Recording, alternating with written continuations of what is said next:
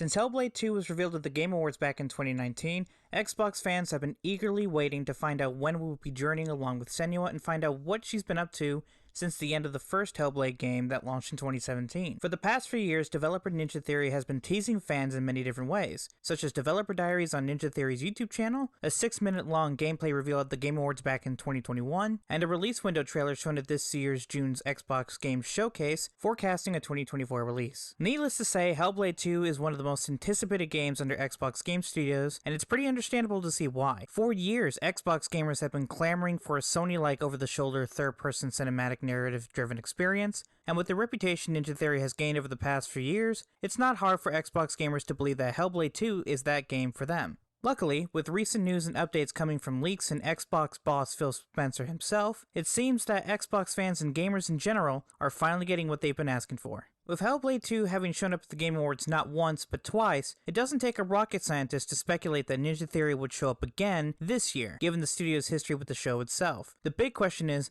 will they actually show up at the Game Awards this year? We do have a couple clues to answer that. Most recently, the Australian Classification Board had updated their rating for Hellblade 2 with an R18+ rating, citing a high impact of violence. Insider Gaming further elaborated that, although the rating doesn't specify what type of content the rating has been given for, it's likely the rating has been given for an upcoming trailer. For people that aren't necessarily aware, new updates to any international rating board does give an indication that an announcement is not too far behind.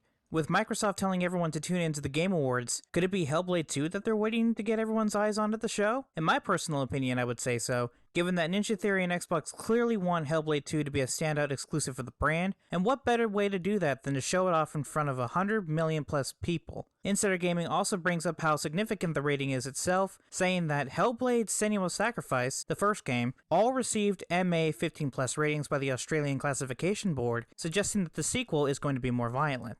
With that in mind, something that has been repeatedly brought up by the fanbase is the lack of combat gameplay. The game itself looks like a technical marvel, the audio design is on point, and the level design and set pieces shown off in the 2021 gameplay reveal showed that when it comes to making worlds, Ninja Theory seems to be vying to take that crown from studios such as Naughty Dog. But when it came to the first game, combat was repetitive, and fans are hoping when we see the game next, we will get a glimpse into how sharpened and refined the combat will be in the sequel. With the game recently getting a much more violent rating, could it be very well possible that the game will show off how violent the sequel has become by showing off the combat and how vicious it has become? It very well could. While a simple change in the rating board is undoubtedly a good sign, there are definitely some people skeptical of the whole thing. It's just a simple rating change, it doesn't really prove anything. Thankfully, we did get a trusted source coming from Xbox that may put a little more faith for those who believe that this could be true. The CEO of Microsoft Gaming himself, Phil Spencer. One of the biggest proponents for Xbox's 2024 lineup has been Phil Spencer himself. Games such as Hellblade 2, Avowed, and Towerborn are set to launch next year, finally beginning the one game a quarter vision that the Xbox team have been patiently and strategically planning for the past few years. Recently, Spencer was asked in an interview while touring the Brazilian gaming scene, what game is his most anticipated from Xbox? Here's what he had to say. Hellblade 2. I love Ninja Theory as a studio, their craftsmanship is fantastic, I love how the game is coming together, and we don't have that much longer to wait. With a statement like that, it's not hard to believe that the speculation and belief that Hellblade 2 would make an appearance at the Game Awards, especially with him saying we don't have that much longer to wait. Whether it's a combat gameplay trailer with a release date, or hell, a release window, or not, the hype for Hellblade 2 is growing by the day, and the sooner Microsoft can get more information about Hellblade 2, the better. That being said, what do you guys think? Will we see Hellblade 2 at the Game Awards? Is a developer direct in January a better reception? Let me know in the comments down below.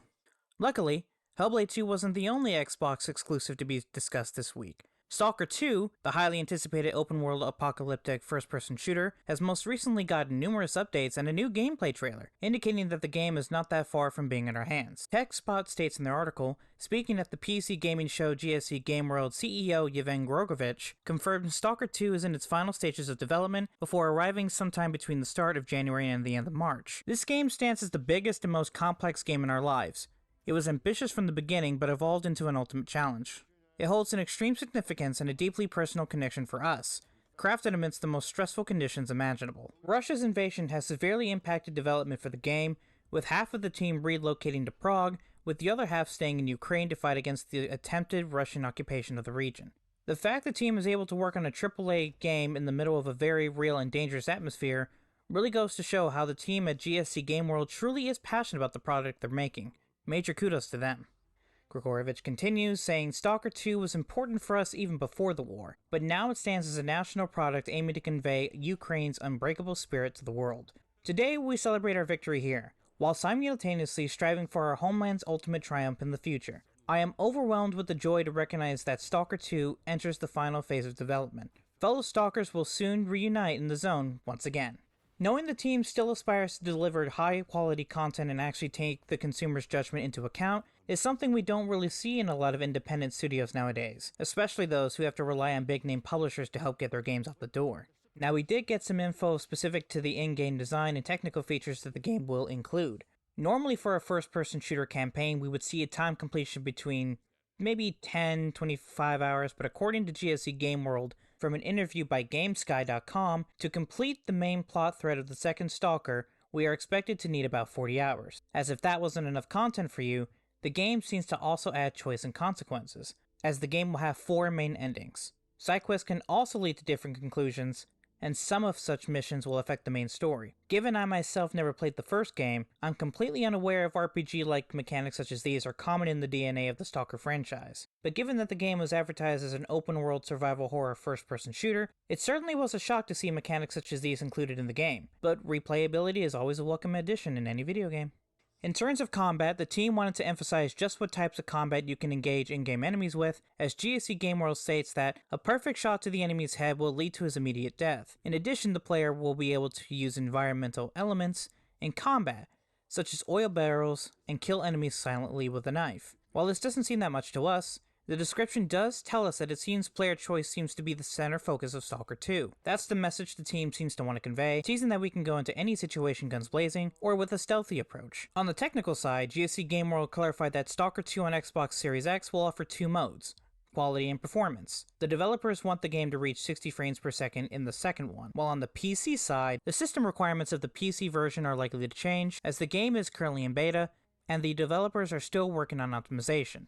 Having the option to choose between quality and performance modes is a very welcome decision, something that should be the industry standard, at least in my opinion, while I'm honestly surprised the PC version is still in beta, given that the team is stating the game is set to be released in early 2024. No matter what, Xbox has 2 great games that seem to generate an amazing amount of excitement and hype, and I can't wait to learn and see more. Thank you guys so much for watching this video. I recently did a video where I listed a bunch of video games that I would be interested in covering, and since both Hellblade 2 and Stalker News dropped at the same time, I figured I would make this video a double feature. Hopefully upcoming videos will just focus on one game each, but then again, beggars can't be choosers. Either way, thank you guys so much again for watching, leave a like, and subscribe so you don't miss an upload. Thanks again, and I'll see you guys next time. Keep gaming. Are we gonna play now? Ready for the show? I'm about to take down, you already know. Get the fuck out of my